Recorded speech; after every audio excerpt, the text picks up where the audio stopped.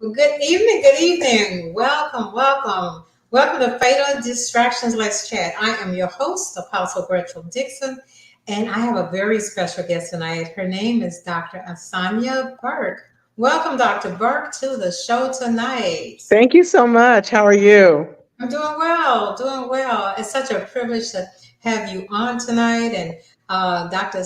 Burke is here in the Austin, Texas area. So I wanted to have her on tonight because our theme for this month, for the month of March, by being International Women's Month, which I say every day, every month is for us anyway. It is.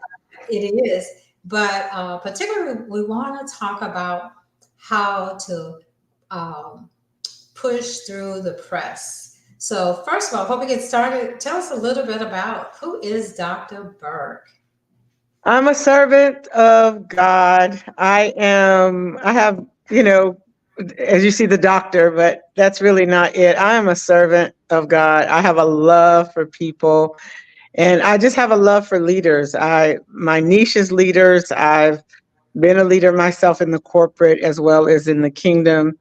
And I've just seen, so many leaders behind the scenes and what they have to go through and the different personalities and people. And I just like to serve them and let them know that they're not alone. They have someone, that's right there with them in the trenches.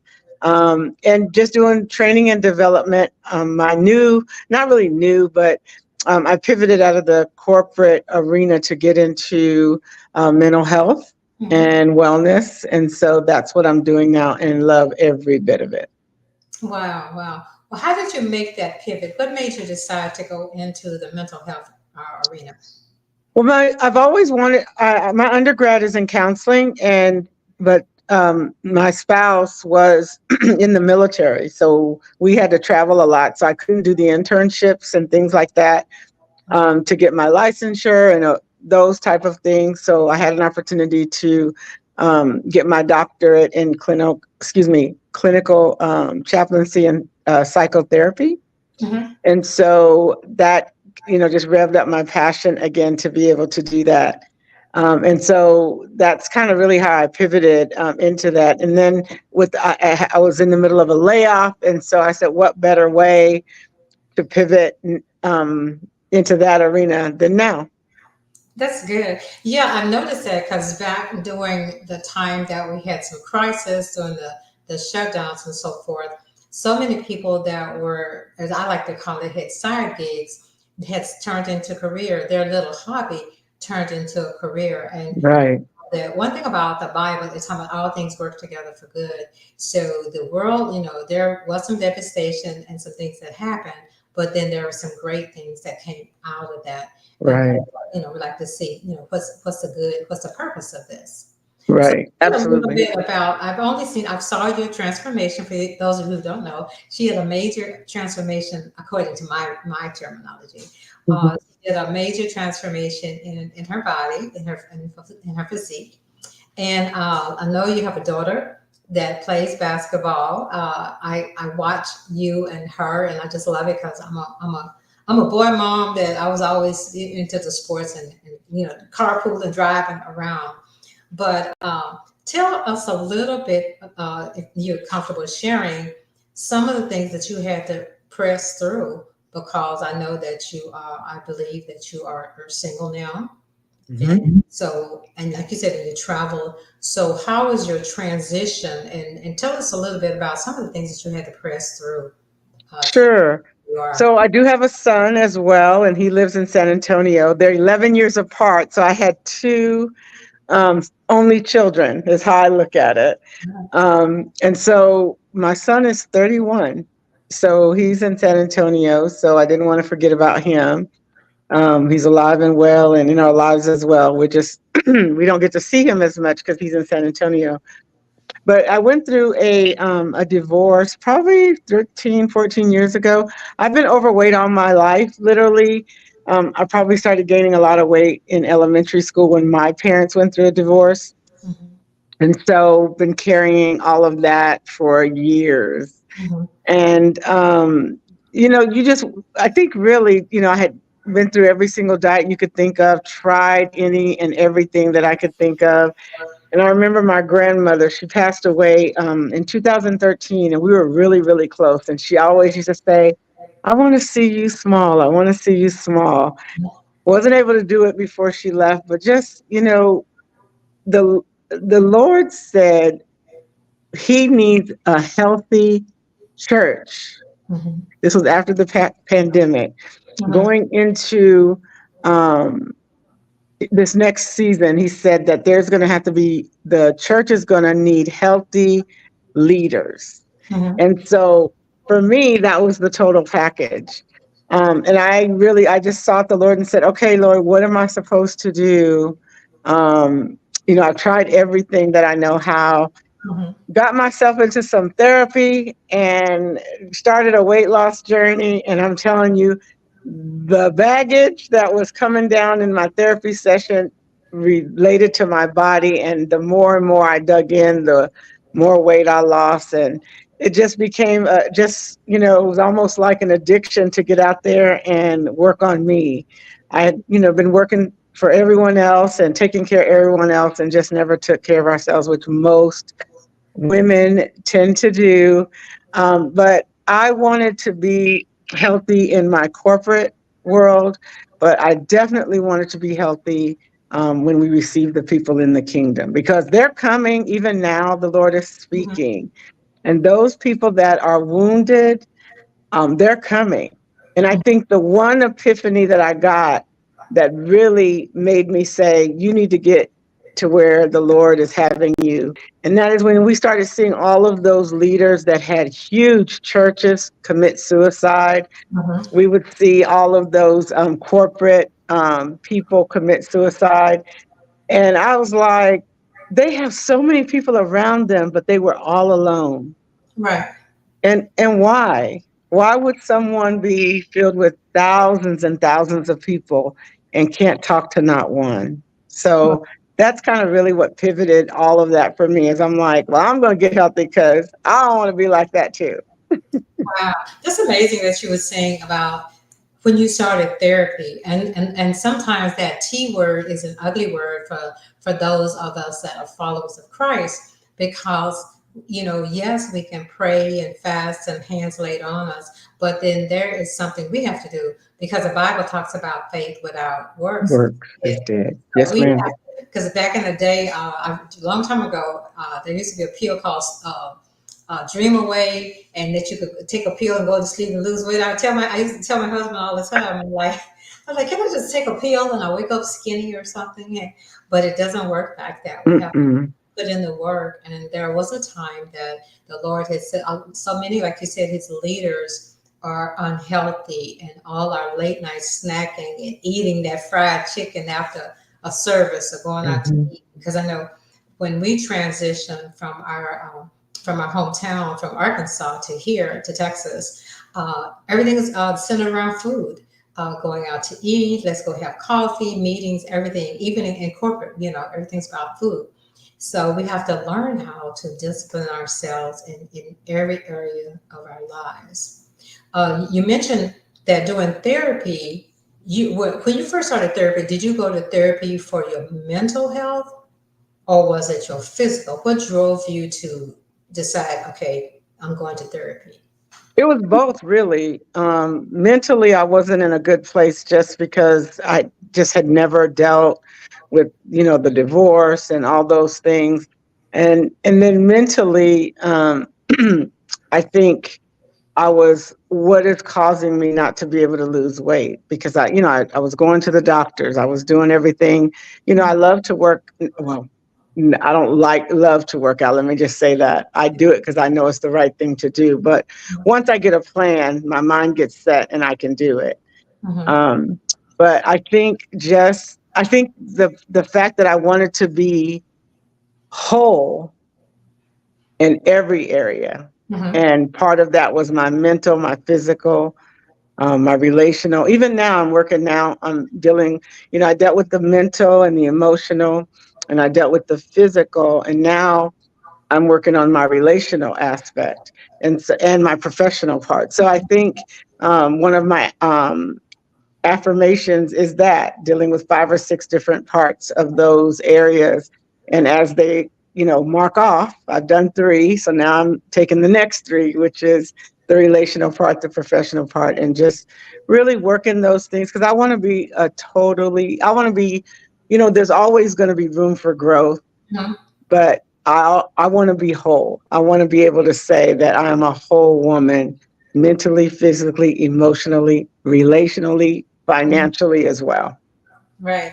I know you've motivated me. I saw some photos of you recently on the bicycle. And so just watching you allowed me to set a bar for something that I want to do. I've watched you the early morning, still dark and cold outside, going to work out, and just your drive and your motivation. So I'm sure I'm not the only one that's watching you, but I'm definitely motivated and have set some goals for myself just from Mhm. watching the things that you've done.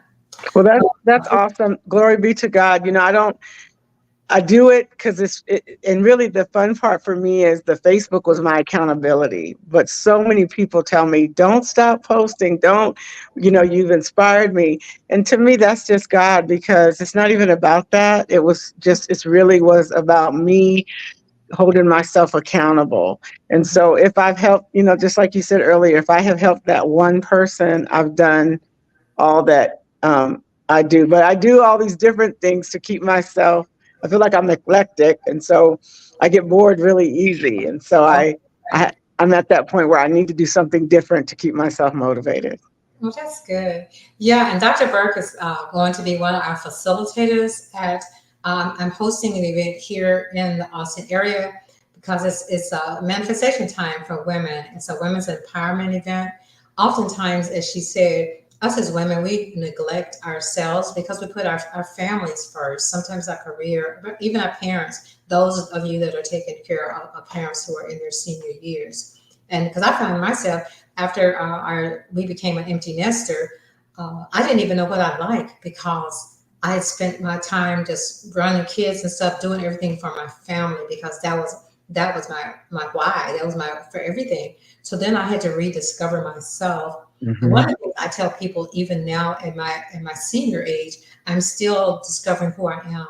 I'm still learning new things, enjoying new things. The event's going to be powerful because, of course, you're going to be there. Holy Spirit is going to be there most of all. First and foremost, we won't do anything with His presence. But Absolutely. we're going to talk about getting how to get unstuck.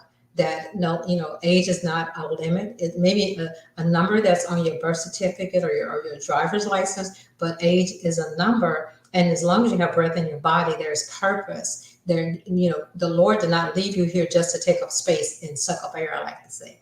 That's So right. it will be powerful because there are 3 of us that are powerful in our areas that we're going to help our sisters, help those that come to that be unstuck. But and you mentioned, Dr. Burke, about therapy. Do you have any type of groups? Because after people see this, individuals may want to know, okay, how can we be a part of something you're doing, or what do you have for other people that may be like you were, that's looking for a sisterhood, accountability, therapy? Is there something that you have that someone can connect to that you can help someone else? What do you have right now? So we're in the stages of that. But right now we have the Baggage to Blessings seminar that we're doing. I always do. The Lord got on my case about being in alignment. And I had kind of sat myself down for a little while I was going through this transformation for myself. And he told me this year it's time for you to get up and do. And so Mhm. prior to all of that, I used to do women's conferences and workshops for my birthday. And then after my birthday, I would do a bigger conference. And so that's what I'm starting to do. So on April the 27th of April of 27th of this year, I'll be doing Baggage to Blessings. And we're just going to do a group therapy session together. And we'll be offering more things there that are coming out next. But if you're looking for a coach or a counselor, I am certified in all of that. You can reach out to me as well. I also have a group. I am a co-owner of, a wellness, Circle of Grace Wellness coaching, and you can do that on www.circleofgrace.com. And we're there hanging out, and we are transforming lives for women right now. And that we do affirmations, we do prayers, all faith-based. Everything we do is faith-based. So we do declarations in scripture and really teach people how to get this weight off, especially the busy, our target audience is leaders such as yourself and busy women that are out there that just don't want to put in the time for themselves. So we market to those women. Wow, that's amazing. On social media, if someone wants to connect with you on social media, how can they find you? Dr. Ansonya L. Pace Burke is out there on Facebook, Iconic Leader on Instagram. So either one of those places you can, and then you can also find us on Circle of Grace Wellness on Facebook. Out there, any of those media areas, you can find me. Well, great. It's been such a pleasure to have you on tonight. I would just like to thank you again. I'm looking forward to Baggage to Blessings. I wasn't even sure what it was, but I knew that I wanted to do that because many of us have gotten kind of relaxed because of when the pandemic happened. We were inside, got kind of relaxed in our pajamas. Me, I'm in my sweats, So I said, okay, it's time for me to get back out there and become visible, because all of us, not just Dr. Burke, we all have an assignment. We all have a purpose. And so it's time to find out what God has called me to do and why am I still here when we've lost loved ones, we've lost people that were older and a lot younger than us, but we're still here. So that means we still have purpose. And That's right. It's time to find out what that purpose is by all means. And so also, I am hosting, like I said, scrolling across the bottom, you will see the women's empowerment. You can go to Eventbrite, no longer stuck, because it's no more excuses. It's time to get up, get moving, no longer stuck. We're going to have a light lunch. We're going to have some interactive activities. So it's not just going to be preaching at you or lecturing. It's going to be interactive. It's not going to, hopefully won't make you feel uncomfortable, but it's going to be a fun time. You come, because I even invited a couple of my friends to come so we can do some shopping. So we're having a couple of vendors there to just be a blessing to them. I wanted to pour into the people that I know that have poured into me. So just come. You need to meet a new sister in the Lord for sure. Yeah, definitely. I'm excited about that event. I just cannot wait. I can't wait to meet all of you that are going to show up, and we're going to watch God do some miraculous things, but also just the practical things that we can do and just have some fun. Yes. Well, thank you again for coming. I'm just so excited about collaborating with you and connecting with you and you pushing me. So not too old to do whatever she's doing, because I'm going to be out there trying. I have something on my bucket list, so I'm going to get moving though. Amen. That's what we do. We just you set one goal, do that, and then do something else. That's how we do it. Small. I always say small steps. And that's how I did it. Very small steps, and then just graduated. Yes. Well, thank you guys again for watching.